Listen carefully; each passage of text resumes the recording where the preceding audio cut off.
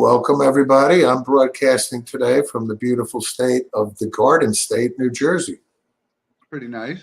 It is. We got an ocean, too, you know. I know. I'm well aware of that. I'm well aware. But anyway, thanks for coming back to us, everybody. It's like a beautiful day today. It's the second week of the NFL, so we got a lot to talk about. But I will hand it over to my partner for this week's monologue, which is sponsored by Coriano Trucking of Summerhill, New York. Well, you mentioned the three words or the three letters, NFL, and it opened up last week.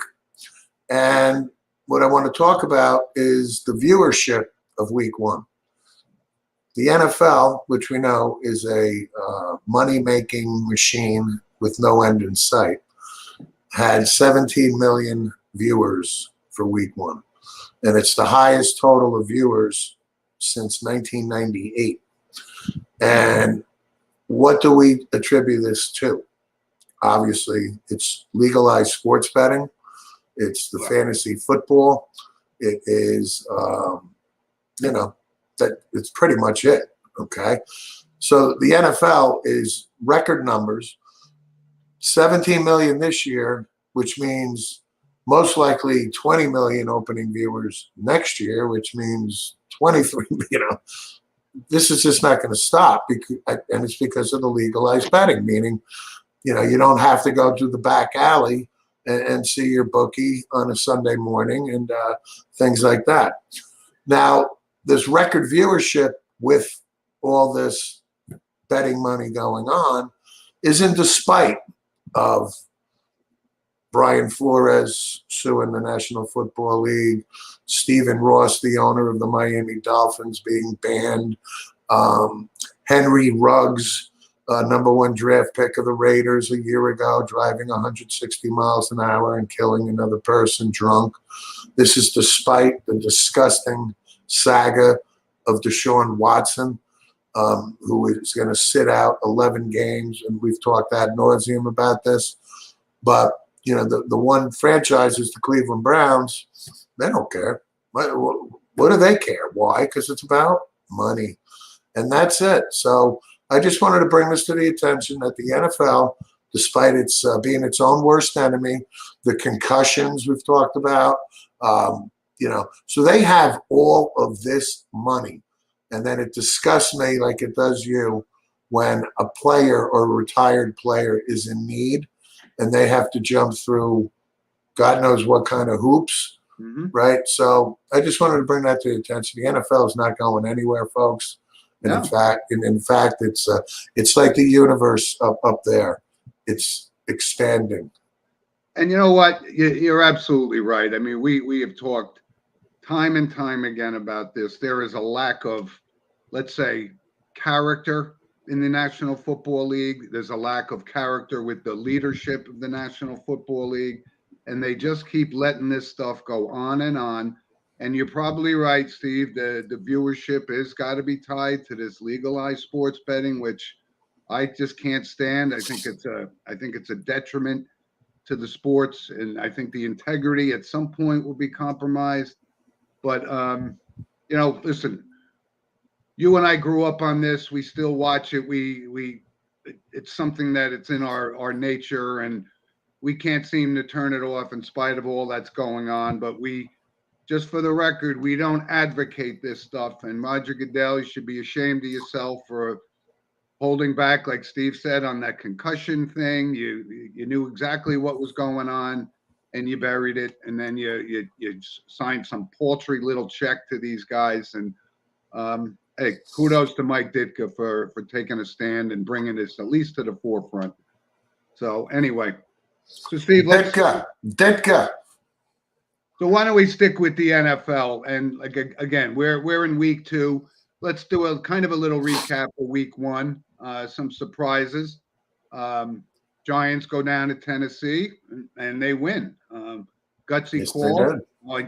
I think it's pretty good that the Giant fans, and I have my Daniel Jones shirt on today, and yes, he made a terrible pass in the end zone, and we get that.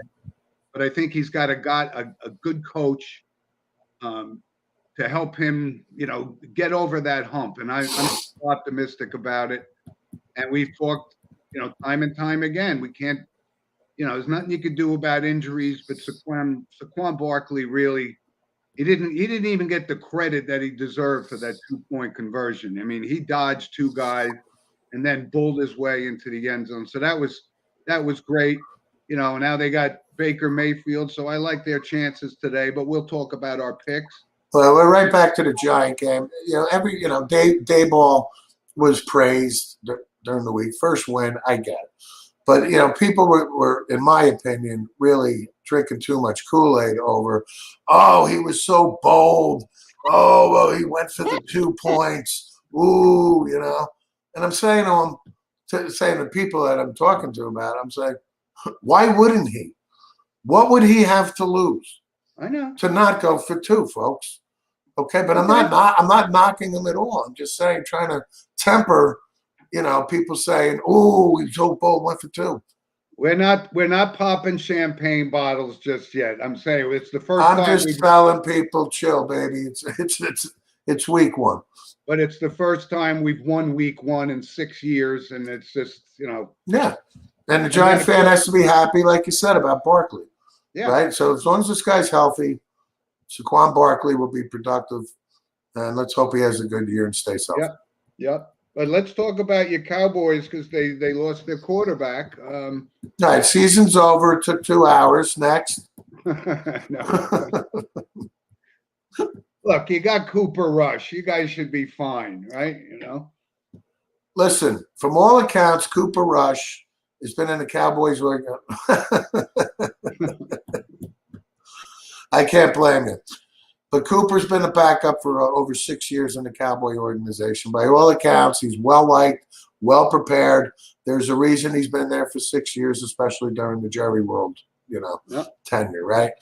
Obviously, he came in last year against Minnesota, threw for 325 and beat the Vikings. However, the difference being this year, he doesn't have Amari Cooper out there. He doesn't have weapons like he did last year. Okay, let's be real. Michael Gallup's hurt. CD Lamb, was quiet for the most part. Dak missed a few throws to him. I can't really blame him. But I got nobody on the right side. Noah Brown, played at Ohio State. The guy's done absolutely nothing in the NFL. And Tyron Smith is out. Now Dak is out. So, to me, I think the Cowboys listen, if they surprise today and beat Cincinnati, which I highly doubt they will, okay, then we can, maybe take a deep breath and see if they can survive this. But my gut feeling says this is going to be a long, long, long year. And at this point, I would say a top 5 pick might be in the offing. And I've told you all along, I think the biggest liability that the Cowboys have is is Mike McCarthy. I just think I don't know what's gone on with him. I mean, I just don't see him as having a firm grasp on this. And listen, you got to hang Jerry Jones. He's the one that signs. He's the GM. He puts these guys on the field. But you'll get through. Rush will win a game or 2 for you before Prescott comes back. But a lot of other things going on in the. So real quick on the Cowboys, as soon as Dak went down, I was hoping Jerry was in his box. Hey, get Sean Payton on the phone for me, please. Sean, Jerry, how you doing, Sean? Just wanted to call you to get these negotiations underway now because we feel you should be the next Dallas Cowboys head coach, Sean. But that goes to the point of I don't see Mike McCarthy lasting past this year. No, and they might not even last the season, but you're right. Sean Payton will be the head coach next year. I don't know if he will be, but I know Jerry's going to do everything in his power to try. So let's talk also about that Monday night game because I gotta call this out. These Seattle Seahawks fans booing Russell Wilson on his return, and to me, first of all, he's the only guy that's ever done anything for that franchise.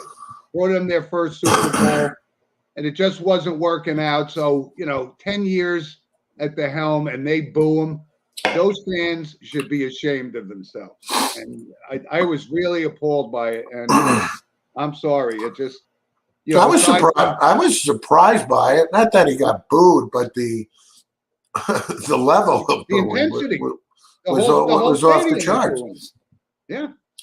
But again, when a player like that leaves your organization, they're bitter, they're hurt. So week one he comes back. So that's the only I don't know. The only credible thing I could say as to maybe why the intensity was because he just left and now he's back. And I hope it's another 20 years before they win a Super Bowl. That's how upset I was at that. That is right, Mr. Bennett. Loyalty.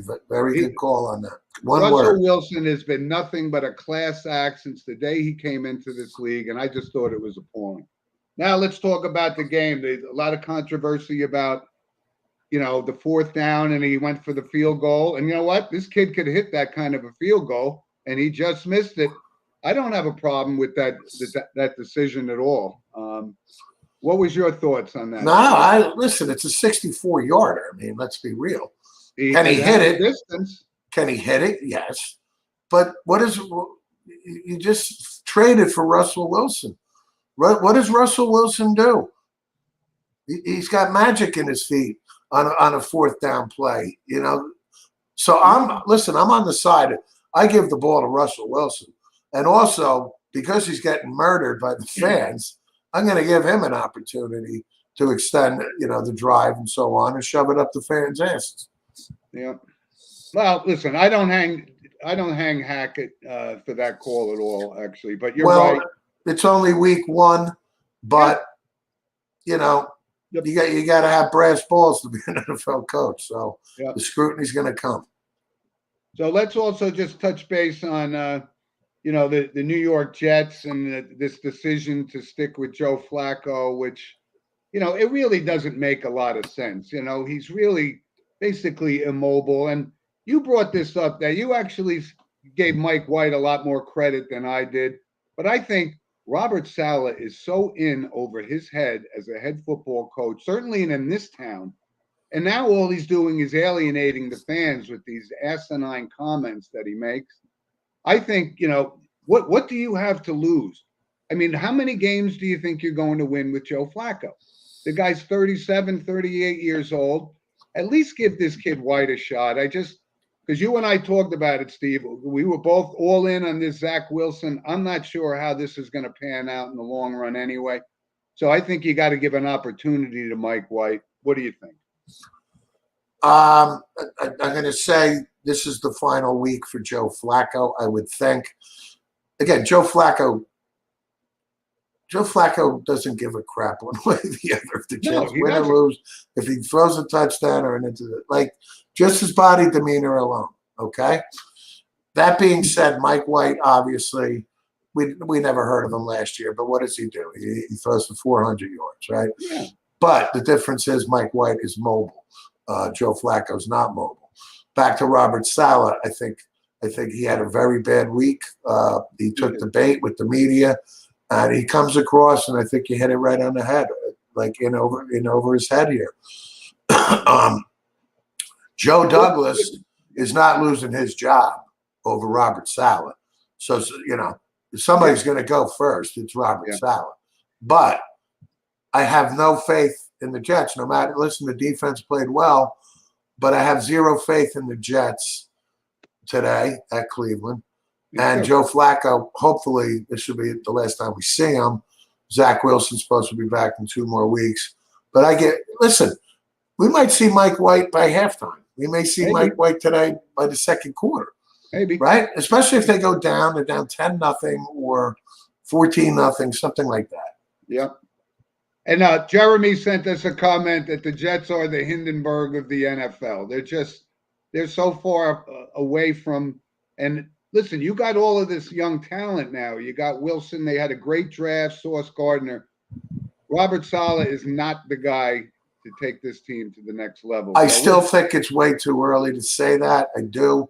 No, he's going to survive the year. He's not getting canned in the beginning. Right. But slowly but surely he is, the signs are indicating that he is slightly over his head. And again,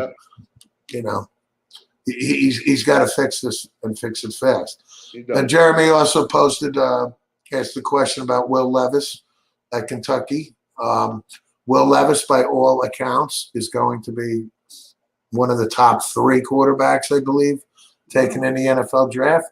The kid's got talent. And, Mark Stoops, we talked about. Our sister brought that up about 3 weeks ago, that, he's now the all-time winningest coach at Kentucky.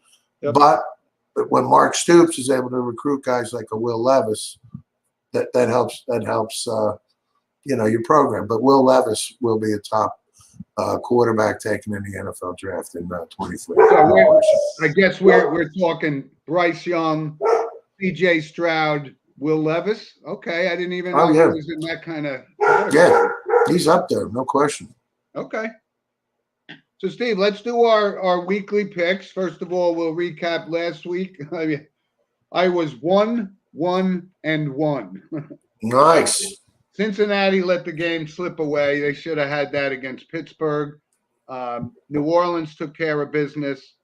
But Indianapolis, Houston, what an ugly 2020 tie. Goodness gracious. Yeah. Expected more out of Matt Ryan, especially against a lousy Houston team. But I lost the Giant game. you did. And did you have the Pats over the Dolphins? I had the Dolphins, and then I had the Ravens. Okay. 2-1. But listen, Lamar Jackson didn't do anything to dismiss his demands to be the highest paid quarterback in the league. So, Well, he shut down negotiations. They're not negotiating anymore. I understand that. Listen, the only, again, like Aaron Judge betting on himself, and is obviously, it's coming out very well for him. Yep. And the same thing with Lamar Jackson. Now, Lamar Jackson is more susceptible to injury than Aaron Judge. Let's make no bones about it. Yep. So we got, Lamar Jackson's got to, hope okay. He doesn't tear a knee or something. So I'll give you my 3 picks for the week, and one of them is just like we talked about, the Jets of Cleveland. I don't see any way that the Jets can, especially with Flacco on the road. And again, I think Myles Garrett's going to eat him for lunch today. I don't know about how much confidence I have in Jacoby Brissett. He's a serviceable guy, but I don't think they're going to have any trouble today. And I like for Matt Ryan and the Colts to bounce back big against Jacksonville, because I don't see them being a formidable foe. And my third game is, I don't know what I'm thinking at times, but I just don't have that much confidence in the Raiders. And they're playing Arizona, and Arizona looked terrible last week. It still drives me crazy that they succumb to these demands of Kyler Murray, who hasn't done anything in this league. So I'm going to take. Will you stop with Kyler Murray hasn't done anything in this league, please? What has he please. Done? What has he done? Rookie of the year. I don't think so. No, he hasn't done anything. The Cardinals are irrelevant. Are they? Cliff Kingsbury. I'm really getting tired of the slings and arrows of Kyler Murray. Okay. So Give me your 3 picks for the week. Sharpen up your game and start liking Kyler Murray. Give me your 3 picks for this week. So, well, obviously the Browns are one of them. Oh, hold on. Who's that last pick? Arizona over Vegas. Me, I'm going with the Browns, because until proven otherwise, the Jets are easy money. I'm going with the Ravens over the Dolphins. The Ravens are home. The Dolphins had their big win against New England. I see the Dolphins coming back to earth. I see the Ravens looking good. And I've been back and forth here, folks, but I have to go with Jim on the Colts. And the reason is, last year, where did the Colts finish? They played at Jacksonville. What did they have to do last year? They had to win the game to get into what? The playoffs. And they did not. And Robert Irsay, the owner, right, is, it's got a temper. So I would venture there's probably 45 of the 53 guys still on the roster from last year. right? So there's Right. turnover, obviously Matt Ryan, etc. But that's the reason Carson Wentz is out the door. Matt Ryan is there. If the Indianapolis Colts aren't freaking fired up today to go back to that site and put a mauling on the Jags, Yep. then I'm going to have to question Indianapolis going forward. That being said, I'm all in on Indianapolis kicking the crap out of the Jags. Those are my three. Yeah, so we're aligned here. The only thing, I think you're right about Miami. I'm just not sold on them, and I don't think the Ravens are going to give that. Well, they're not much. going to go undefeated. Like nobody's going to go undefeated. So teams are going to lose, So this is a week where I think they'll lose. Yeah. Okay. So Steve, let's switch gears. Or no, you know what? One other thing, NFL related, and my brother Thomas and I were talking about this yesterday. This whole Brett Favre situation. Oh, I was bringing this up before the show was over. God. I mean, he has turned into the biggest piece of garbage. He hasn't turned into the biggest piece of garbage. He's always been a piece of garbage. It's now exposed. Okay. When you were, listen, could you be any dumber, texting? So, you think the media is going to find out about this? The media won't find out about this, will it? I mean, let's be real. Now, we're talking the governor and these other bozos in the Mississippi government, which is the poorest state in the United States. That's what makes it so much right. More and they're stealing diverting $70 million. And you have Brett Favre, because his daughter is playing volleyball at his alma mater, University of Southern Mississippi, to get $5 million stolen from welfare to build this. Hey, Brett, you're going to tell me you don't have $5 million in your pocket, let alone from your Wranglers and Copper Tops and all these commercials? I mean, Brett Favre just for me, he'll never come back for me. We're a second chance society. Apologize. Yeah, I get it. But Brett Favre, no, sorry, dude. And you're supposed and to. I hope he goes. I hope he has to stand in jail for a little bit, but he won't. I don't think he will. But the whole deplorable thing is he's from Mississippi, just like you said, especially what they just went through with, the past couple of months. It was just a horrific scene. He doesn't care. All for his benefit to build a volleyball stadium. He doesn't care. It is and face it, he can't be that educated either. Okay, I hate to say, I don't think Brett Favre is a Mensa member. Well, he certainly showed his colors about being stupid. Brett's a gunslinger. He won't Brett on that. Brett's a real gunslinger. Right. Sick of him. Yep. So, Steve, let's touch base real quick on. There wasn't a lot of big shockers yesterday like there was in week one of college football, but we did talk about this. He was on our radar. We knew Scott Frost was going to take the fall, and they got upset at home by Georgia Southern. So that ultimately cost him his job. And then, you and I used to look forward to the Oklahoma-Nebraska game like it was the Super Bowl for us. And now, I don't know what has used to be around Thanksgiving, right after Thanksgiving. Yeah, but that whole rivalry now with Nebraska, this is just shocking how far they have fallen. I mean, they got destroyed by Oklahoma. And that's it's that lost their coach, lost their quarterback, they lost everything, and they still crushed them. Well, it's understandable, apparently, because, and I don't get it, but football's cyclical. But Nebraska is one of those places where you don't expect this fall off to the where they are. Why?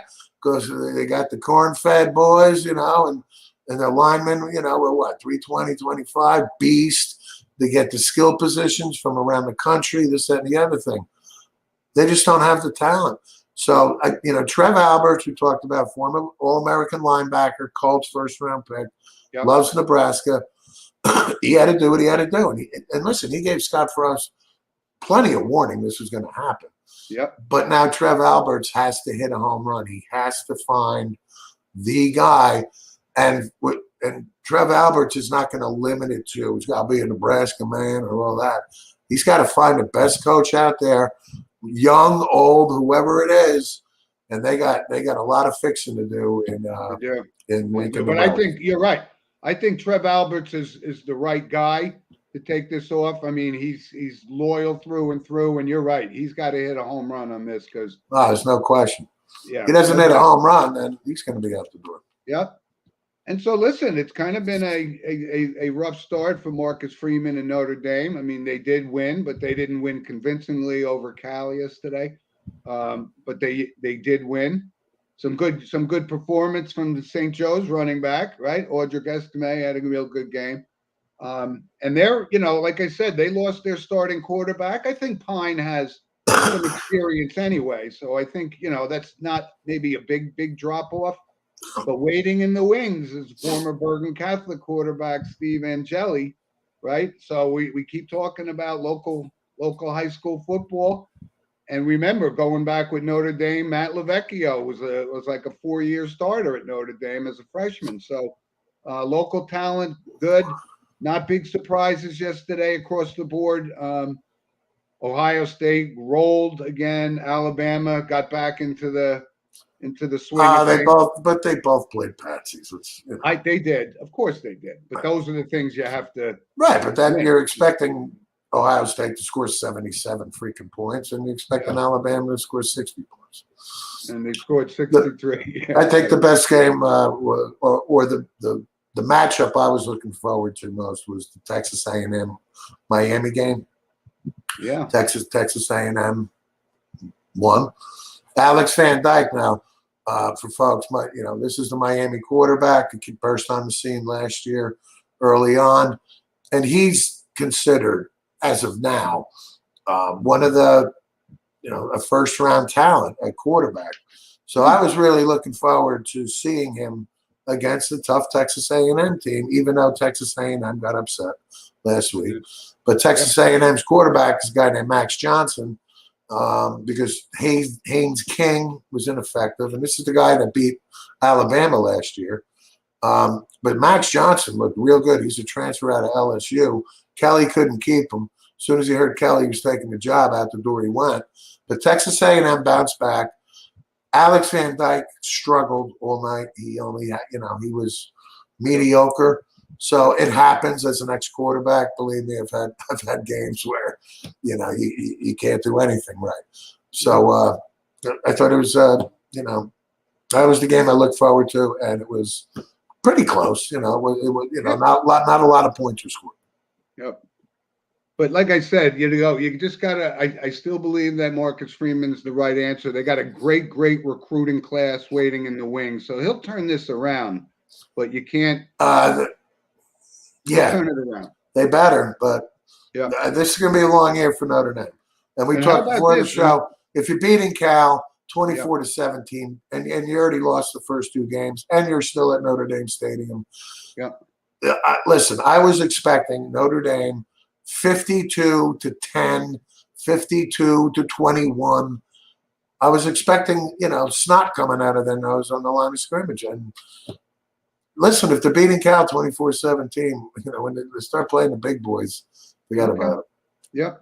But I gotta say, this is a real feel-good story. And listen, ESPN was there yesterday for game day, Appalachian State, right? I mean, this is kind of a good story. I saw the interview with the coach, who's a real down-to-earth guy, former Appalachian State player. Listen, are they going to win the national championship? No, but it's nice that they get some recognition. I thought it was pretty cool.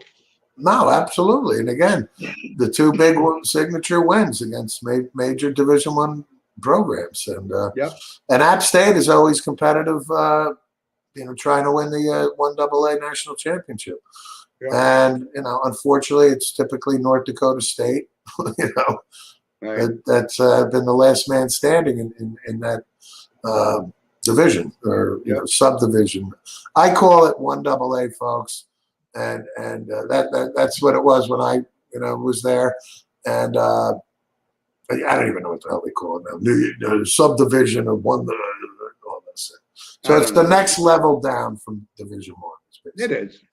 But I just thought that was a feel-good story because Well, we're yeah. always talking about Ohio State, Alabama, right? The usual Absolutely. suspects. I'm Yeah. all in on that.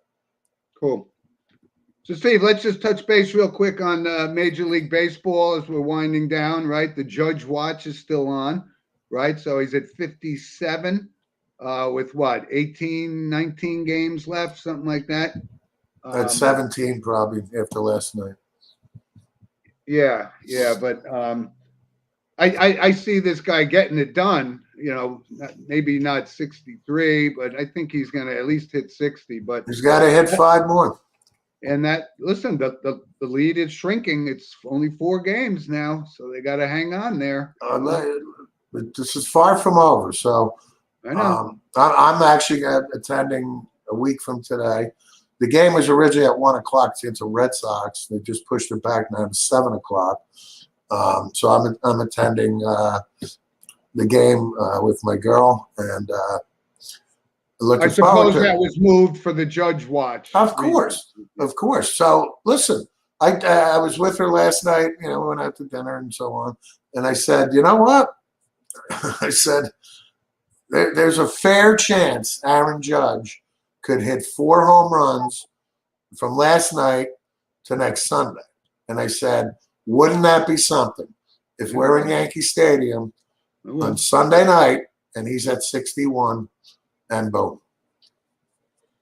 And we're there. I'm just saying. Okay. Now, the other side of the problem is a woman. I'm sorry, Jeremy, with my woman. What was I going to say? On the other side, with Amazon and all this crap, man, there's a shot that Aaron Judge could hit number 62, and the game is on Amazon Prime, right? So where a majority of Yankee fans, I bet you don't have Amazon Prime. And wouldn't that be something? Wouldn't that be great for Major League Baseball, to cash those Amazon checks while history is being made and denied to multiple Yankee fans? And the other quagmire the Yankees have is John Sterling, the radio voice, who is definitely, let's be real, is at the end. But Sterling has days off, pre-planned days off coming up in the next couple of weeks. And there's a shot that John Sterling will not be behind the microphone calling this historic shot, if it happens, for the Yankees. Wow. You know who it'd be? Be Ryan Ruocco. And I'm not knocking Ryan Ruocco. I like Ryan Ruocco. Yeah, I do too. But Ryan Ruocco, he looks like not only does he look like he's 8, right? He's like 25, 26, 27 maybe.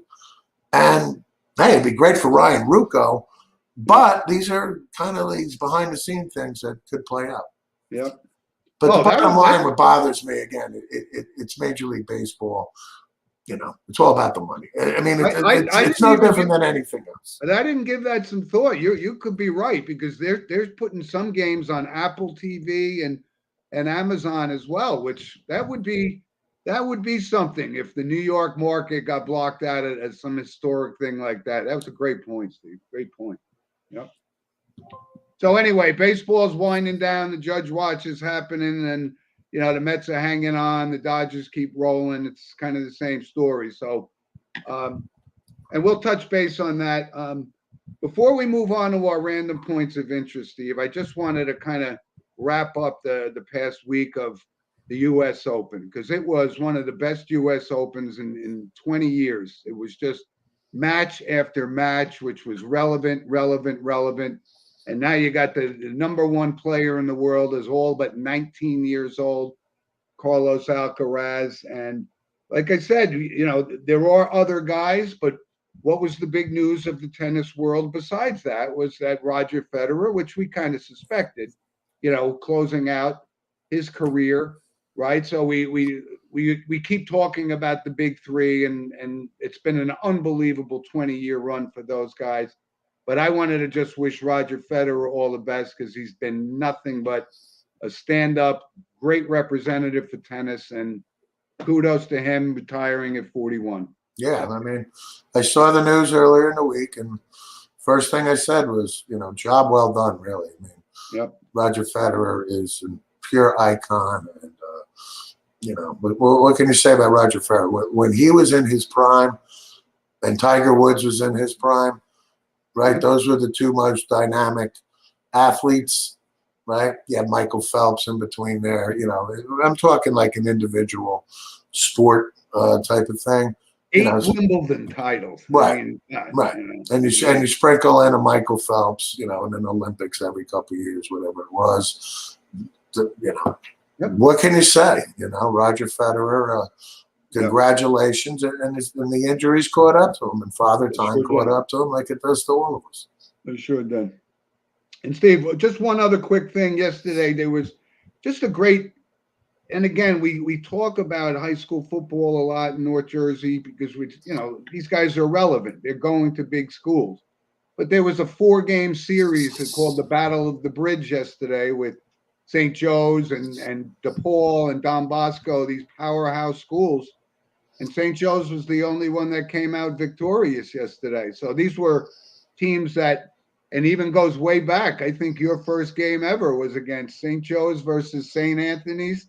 And that's who they beat yesterday, 63-43 or something. It was, but what a big deal. And a big shout out for one of our listeners, Jim Smith, who's an alumni of Archbishop Stepinac. They came out and came to Jersey, and they played well. They beat DePaul. Great series, though. Well, absolutely. I mean, we've watched over the last 10 years, I guess now, when Don Bosco won the mythical national championships, I think it was 2009, 2007 and 2009, I believe they won it, which is, now over a decade. So when they say they won the mythical national championship, well, they had to go down to Hoover, Alabama, right? Like one trip. And Hoover was no joke, but it's come now to where it's slowly becoming kind of like a college schedule, right? Because Joe's is opening up in DC, and you find out Bosco or Bergen flew out to Arizona, and then Bosco's in Florida and things like that. So then, what's great is the Battle of the Bridge too. Meaning New York, New Jersey, whatever. It could be Pennsylvania too thrown in there. This is great stuff. This is great stuff for high school football. And I know I'd be remiss if I didn't mention who was an alumni of St. Anthony's from Huntington, Michael Garvey. Michael Garvey. Hey, they held their own, though. They held their own. Yeah. And Mr. Smith, you referred to as a fellow Dallas Cowboy fan like myself. He certainly is. Certainly is. So, Steve, let's move on to our random points of interest, which, of course, weekly is sponsored by Lynch Motors. And I will be seeing President Michael Lynch next week, and I'm looking forward to seeing him again. It's been a long time with the COVID and everything like that. So just a couple of things. And wanted to bring up that, Albert Pujols, right, keeps knocking him out. So he moves to third all-time list. And I know I've been kind of critical of his past few years being a compiler and whatnot, but you're going to be an old softy here now. I am. I'm going to be a softy because I always liked the guy, and I think he's been a good representative for Major League Baseball. So I'm pulling for him to get to 700. I don't know if that means if he ends up with 699, does he come back for a cup of coffee next year? I don't think so. Once he gets 700, he'll get 700. You think Albert, I all along Albert Pujols, I think, right? Yeah. He hasn't gotten caught. I'm not saying he's a steroid. I'm just not. I got no proof of that. He's a well-built man. Sure. Right. I'll leave it at that. But 700. And he passed Alex Rodriguez, which anybody that passes anything with Alex Rodriguez, I'm all for. But I mean, come on, he gets 700. There's absolutely no reason to come back. I mean, how much money can this guy possibly spend? I don't know that it's money, but it could be good PR for the. It's all about the money. Yeah. Well, we'll see. But talking about home runs, because listen, I'm a big fan of Mike Trout. But overall, his body of work, due to injuries or whatever, hasn't been kind of what we had expected. Certainly not Pujols numbers, but it drives me crazy. And you and I bring this up all the time. You brought it up a couple of weeks about a guy makes an interception and he does a crazy dance like it was the biggest play of his career. Right. Well, meanwhile, they're losing 28-7.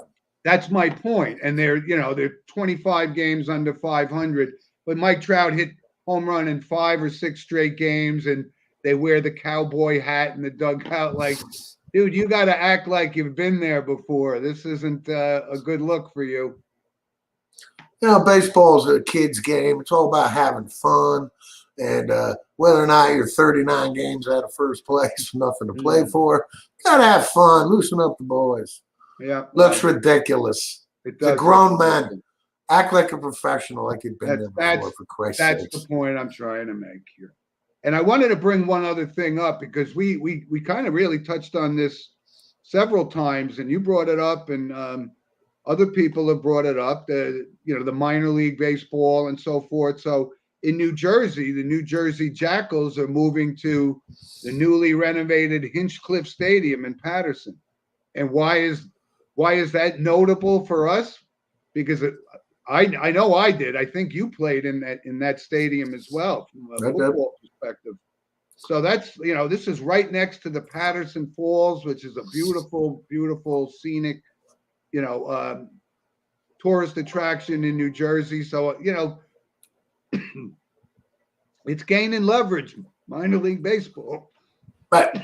So for our audience members out there that don't know anything about live in different states and so on, Hinchcliffe Stadium in Paterson, New Jersey was, back in the day, like a prominent stadium.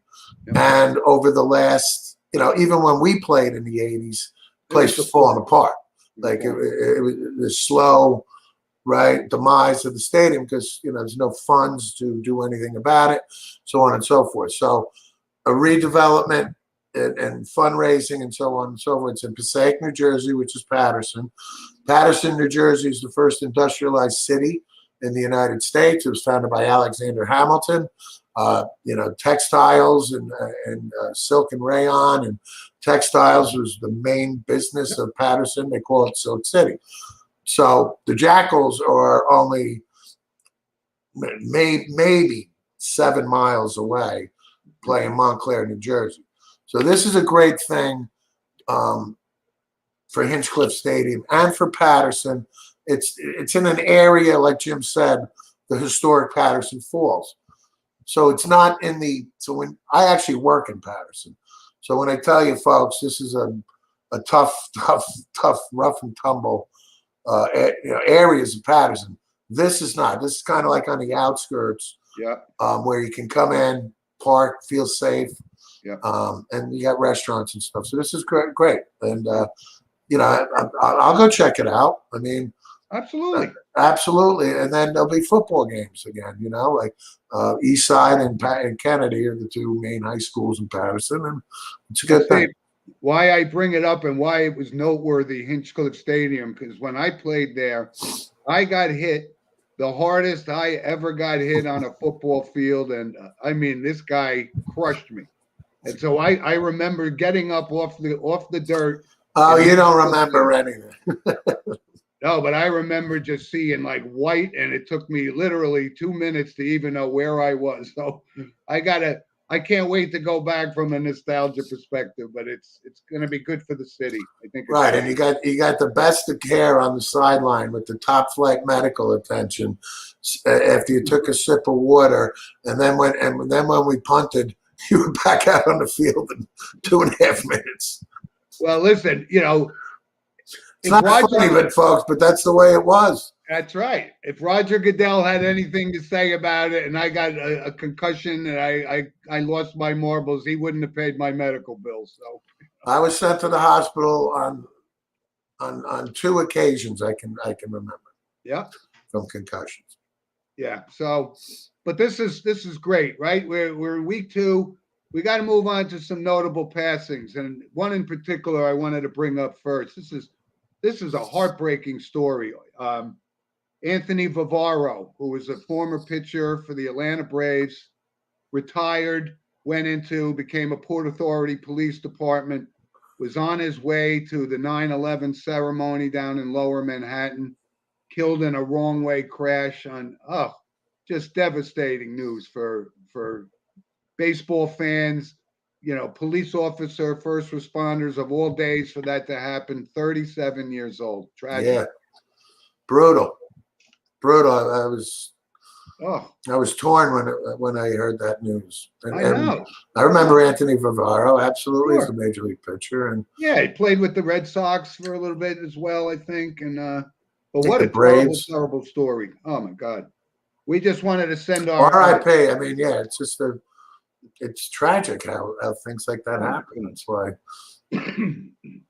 Terrible. So Terrible. one other noteworthy, Stephen, I just found out about this yesterday, was because we talked about the Mets Old Timers Day a couple of weeks ago. Catcher John Stearns, 71, passed away yesterday. And, he's been battling cancer, but he knew about this. And, going to that Old Timers Day he literally found the fortitude and strength to go there and be part of that ceremony. And he finally succumbed yesterday at the age of 71. And he was a good player on some lousy teams. And, when somebody like that passes away, that's why we do our notable segment, because it's to honor them, not to mourn them, in a morbid way. But that was, what a great story that he was able to make that Old Timers Day and then hang on there. Yeah, John Stearns was a great athlete. John Stearns played at Colorado. John Stearns was a football player at Colorado as well. Yes, he was. As a major league, talent. John Stearns came up on some crappy Met teams, and John Stearns was the catcher. He played first base, but we remember him mostly as a catcher. Definitely. I think tough. John Stearns was a tough guy, and had to play at least 12 years, I think, if not more. Probably about 12. And and again, the Mets did such a great job this year. And again, it goes to that ownership, Steve Cohen, of bringing back Old Timers Day. And Old Timers Day for the Mets this year it was an absolute home run. It really was. And then to top it off with John Stearns not knowing, and Old Timers Day was only, 3 weeks ago, not even a month ago, probably. And the fact that, again, no, I don't think anybody knew. Maybe, a few select, but John Stearns knew the clock was ticking, and a warrior like that willed himself to New York, to Queens, to see his teammates one last time. And, and I think it's a great story. And, John Stearns, rest in peace. But, that's what we take pride in, Stephen. We do this show.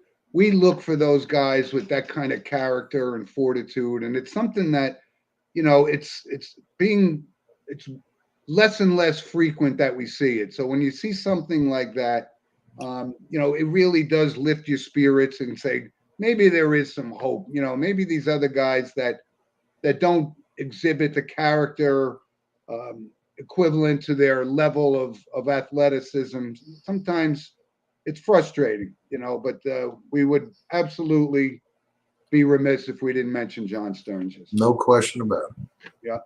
And there was one other thing. Again, we don't try to be politicians or whatever, but he was a prominent guy in Kenneth Starr, and passed away this week. Right? A prominent guy. Very prominent, but like I said, it was politicized, more than it really should have been. But he was an educator.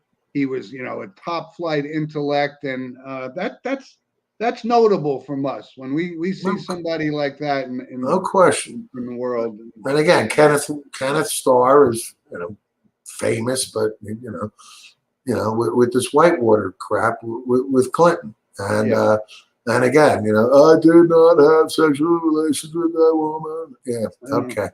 But the thing is, again, the smear campaign of the left at that time targeted who? Kenneth Starr. Why? Because he's trying to seek the truth. whatever the truth may be. Yep, that's But right. Kenneth Starr, his reputation, impeccable. His character, impeccable. Like you said, a teacher, Yeah. brilliant lawyer, well respected. And Yep. R.I.P. to Kenneth Starr. Yeah, he was 76. Yeah. So listen, couple just real wrapping up. Want to give a shout out to Tony from one of our loyal listeners. I know she's a little off because their 49ers didn't play so well in a monsoon last week. So we wish her and their 49ers good, because I like this kid Trey Lance. He's a good kid. But you're right. Garoppolo's waiting in the wings. And to one of our other loyal listeners who Abe Vallejo, big Green Bay Packers fan, big University of Wisconsin fan. He had a rough week last week, so I hope, Abe, for your sake, I hope they bounce back as well. Right? So, Rob, we're gonna kind of wrap up here, but I wanted to just at least to make note that Sports with Mono and Mono is considering doing our first live broadcast on location from a soon to be determined high school football team game. And we're really looking forward to that. And, these will be relevant teams. But we're excited about the opportunity to do that and hope everyone will join us when we do. Thinking about a couple weeks out, but we're really looking forward to that. That would be great for us. And we'll be available for autograph signings or anything that you Absolutely. want. Bring your hat. Bring your foam finger. Yep. But listen, of course, we always got to remind you, we'd love to hear from you. We get some great emails. Send us an email at sportswithmonoandmono@gmail.com. And again, enjoy the great weather on the Northeast. Enjoy the football season. And, we're in the enjoy your lobster roll that you're going to have right after the show up in the ocean. Not having a lobster roll. Yeah. Not having a lobster roll. I'll enjoy my hot dog that I'm going to have after the show. But it is beautiful up here, and With kraut and mustard, yes. No ketchup on these hot dogs, folks. And like to give a shout out to my brother for hosting us. It was just a wonderful weekend. Please Great. tell him I send my regards. I certainly will. Okay. So, Rob, thanks for the producing behind the curtains, and thanks everybody for listening to the show. And thank you, Rob. Again, we'll be back same time next week, and looking forward to our live broadcast. And stay in touch and enjoy the rest of your weekend, guys.